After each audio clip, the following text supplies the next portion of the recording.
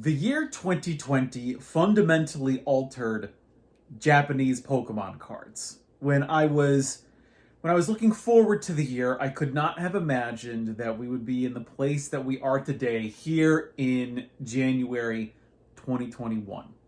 I'm going to talk about what's happened to vintage, and then we'll talk about what happened to modern. But if I could sum up where we are at in the beginning of 2021 in terms of Japanese Pokemon cards, it's that you now have access to everything that you want so long as you don't want vintage or Shiny Star V. So let's start out with vintage Pokemon cards. It is absolutely insane what's happened to the market. I could not possibly have thought that we would see the price spikes that we did. I remember when I was in Japan, I saw a mint condition Grand Party promo card for about $300 in a store. And I saw it and I was like, I mean, the art's cool. I'm not that big into like trainer promos, but I was like, it's cool, but $300, that's a bit much. I don't think you can find that card for less than $800 or $900 today on eBay. And it's much harder to get things out of Japan now. I made a video a couple weeks ago saying that Japanese vintage Pokemon cards are, I think, overvalued right now. And I think a big part of that is because how difficult it is to access these cards, because Japan shut itself off from tourists, from essentially most foreign travel. So now the only way you can really find things are through the online websites, and what I'm finding there is real slim pickings. It's still possible to find things. You can still go on to Buyee and, by extension, Yahoo Auctions or Mercari. And if you have some knowledge of Japanese, I think you still have a greater advantage than most other people, because a lot of these websites don't translate their offerings, or if they do, they're so stilted and don't make any sense that they're impossible to read if you're a native English speaker. So, vintage deals are still out there. But in general, the stuff that I am seeing that it's available, it is crazy. So I got into Pokemon cards. Well, I got back into it. Of course, I was like every other 90s kid, and I was into it back in 1999 through about 2001, I want to say. And then I got back into it in 2019. So I can actually say that I got back into Pokemon cards before most everybody else. Although I had friends that were getting back into Pokemon cards in 2016 when CP6 came out, when Japanese Evolutions came out. And God, do I wish I had gotten back in then, because all the stuff I could have bought then would have been much cheaper than it is today. But I've just been really shocked about what's happened to vintage, because a lot of the stuff that I was buying in the year 2019 has now doubled or tripled in price. Like Dark Charizard, I was finding that for like $20, like less than $20 all day. But even at the cheapest I can find it now on Japanese websites, like domestic Japanese websites, is probably $100. So $20 in 2019 to $100 for just a basic played copy. Same goes for pretty much everything else, including the Neo stuff.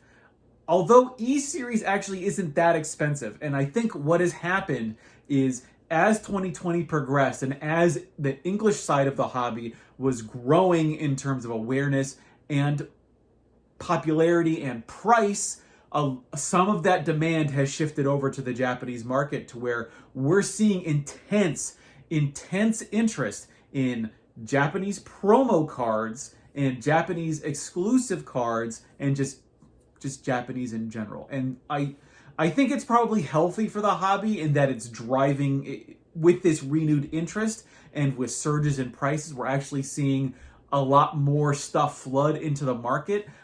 In terms of raw stuff, I don't know what's going to happen to PSA stuff, especially in terms of vintage, simply because we don't know how it's going to, when the flood or the waves of graded cards are going to start coming on to eBay and whatnot as 2021 progresses, because of the huge backlog and stuff. And I talked about this somewhat in my review of how overvalued No Rarity is, because No Rarity seems to be what everyone in like the comment section on YouTube videos or on live streams in the chat section, people are talking about No Rarity more and more, and we'll see if it is able to rival first edition English. Right now, actually, there is a big premium on Japanese No Rarity cards as opposed to their first edition counterparts, but we'll see if that holds true for 2021. I want to keep my predictions to a separate video.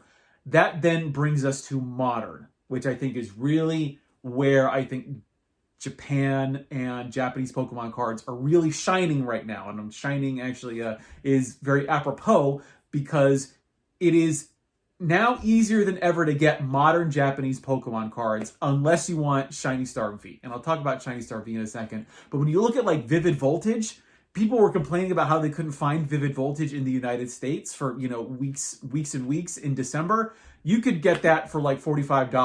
$45 for the base box. And then it's like, what, if you buy it from Amazon, and I haven't actually done it myself, so I don't know the entirety of the process. But when I see places like Plaza Japan and a couple of other stores on the internet with their slightly higher prices than I would expect, Amazon Japan has pretty much every modern box in stock and will ship it for about $45 base. And then it's like $15 shipping for one box, and then an additional $1 for like every box that you would add on to that. So if you want modern Pokemon cards, you can save a lot of money by buying from Amazon Japan. And especially like the Sun and Moon boxes, those are on fire sale. Like especially, I want to say like towards the end of 2019, and I expect if you're in the country right now, if you somehow are able to get in, Sun and Moon sets are on, like you can get that all day for super cheap. And oh my God, Dream League. Oh God, I wish I could get more Dream League. It was such a good set.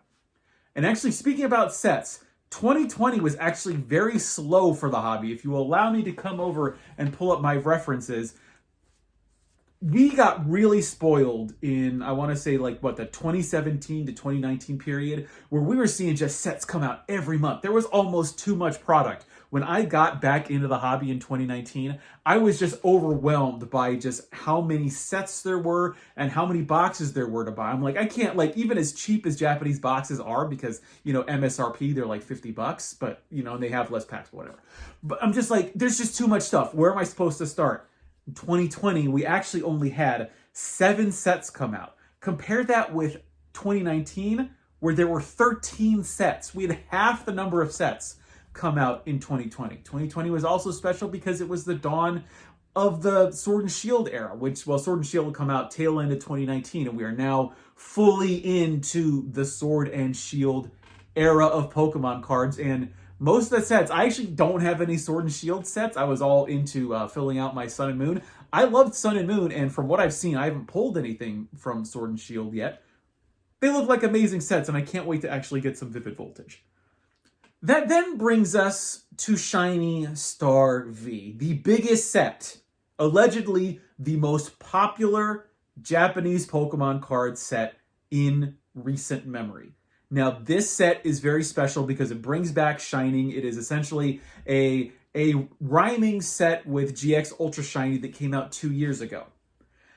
And it is very difficult to find, hard to acquire, super expensive. If you're in the country, in Japan, I've seen prices go for about $80 for a box. And we're talking about a $55 MSRP box. In Japan domestically, there's already a 50% markup. If you're buying it outside of Japan, we're talking like $120 or $130 minimum. This is unprecedented. Even GX Ultra Shiny wasn't this bad. And I actually, when I got back into Pokemon cards, I saw GX Ultra Shiny and I was like, I really want this. But it was like April of 2019 and it was already difficult to find then. And GX Ultra Shiny now is like $200 a box. But that's of course because it's a limited set and it's 2 years old. So what's going to happen to Shiny Star V? Well, I don't know. I will make some guesses in a separate video. But what I will say now is that if you want Shiny Star V, I think patience will, get you a little bit far, because I get the feeling that back when GX Ultra Shiny was coming out, I don't think Pokemon cards had really taken off the way they had in 2020. So they were just like, we'll print it. We'll have some boxes floating around there. But by, I would say, probably March or April, they had pretty much cut off the printing presses. I think because of what's happened to Pokemon cards, as well as the fact that the Pokemon company is probably going to want to make even more money and they see that opportunity, they're going to keep on printing the boxes. So I would expect there's going to be probably more of Shiny Star V available than there was of GX Ultra Shiny, what that means for the ultimate like long-term investability of Shiny Star V as opposed to GX Ultra Shiny, who knows? Considering that, what was it? Shining Legends, considering that that box is like $400 and it's been like what, 3 or 4 years. That's insane. And then $1,000 for CP6 for Pokemon Evolutions in Japanese. Like there are so many copies of the Japanese Evolutions floating around of just raw cards that I don't understand why it's $1,000 a box. But I also I've only been in this for 2 years, so what do I know? 2020 was an absolutely insane year for Japanese Pokemon cards, both the old school stuff and the new stuff. I'm actually really excited to be finishing off my vending series collections. I think there is still a lot of, outside of the original, the OG, like basically everything from base set up until Gym Challenge. I think there is still a lot of really cool Japanese cards that are floating out there that are under the radar. Who knows what will happen in 2021, considering that there was such intense interest in the promo cards when you see like Kanazawa Pikachu, or all of the like the Monk or the Munch promos skyrocketing in price.